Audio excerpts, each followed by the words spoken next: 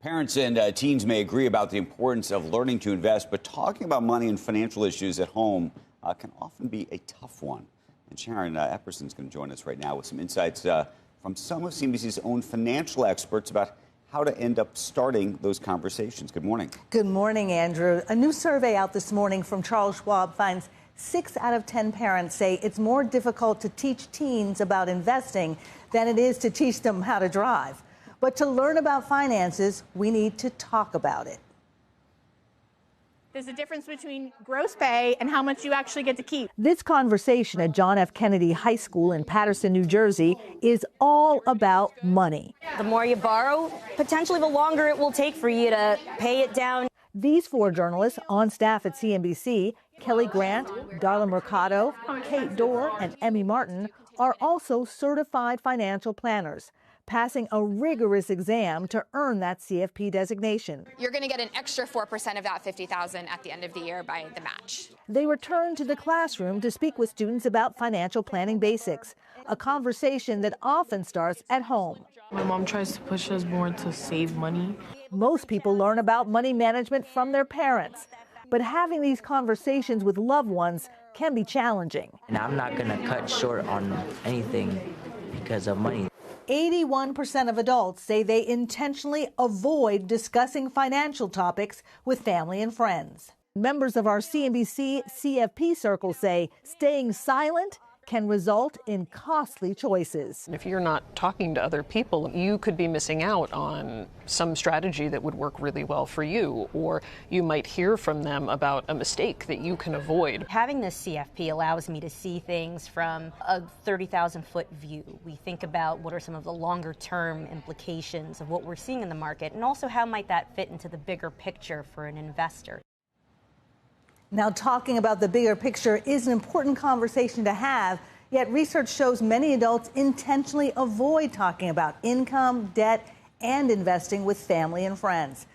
Break the silence. You're going to find some great money conversation starters in the Money 101 newsletter. Sign up using the QR code on the screen or go to cnbc.com/money101 and share the link with friends and family. Okay, so I want to know, do you recommend going just open kimono? You think you should tell your kids the full financial situation? I think you should tell your kids, absolutely. Talk about different things that are happening. When they're younger, you're going grocery shopping, talk about that. When you're talking about managing the finances of the home, talk about that. Talk about the mortgage, the rent, the insurance. But how far would you go? And how young? Because and how young? Yeah. I'm going to make it hard for you. Okay. Your kid's going to say to you, how much money do you make, right. Sharon? And what are you going to say? going back and telling their friends that? No, I do not want them telling their friends how much money I make. I think I would talk about how much money I make versus what I need to spend. I make enough money for us to do this, this, and this, but I don't make enough money for us to do this. At what age would you tell your child that answer? I think definitely in high school. At Definitely least by high school. Because they need to understand what the return on investment is for what they want to study to do, and I think it's important to understand what salaries are at that point. Different question. Mm-hmm. In this great era of AI, Joe doesn't believe the answers are going to be any good. No. Becky might have a little more faith. I don't know. There's a disclaimer on them now. It says we're wrong a lot. But all of them. What do you think about people having conversations about money with a chatbot? It's happening more and more. There was just a study out by Wells Fargo. It showed 19% of adults are using AI to ask them all kind of things about their finances.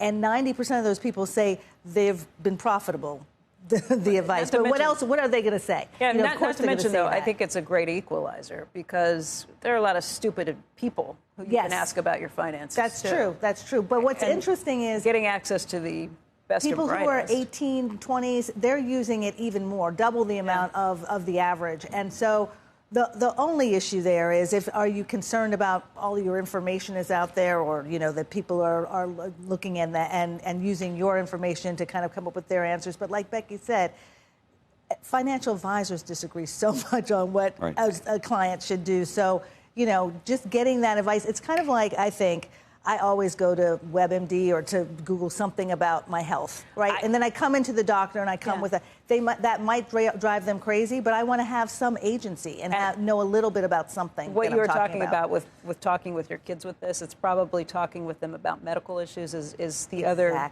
big taboo that nobody talks about to our detriment. If you don't know what's coming as you age, things that could happen with medical things, just like with finances. It's so true. And, you know, having gone through medical things, I think it's so important that they know, my kids know it's scary, you know, but they understand that they need to understand and watch their health and monitor all of those things. And your financial health is the same way. It's scary. You know, you've lost your job. Are you going to talk to your kid about that? You have to. I think you really do need to explain the changes that are happening.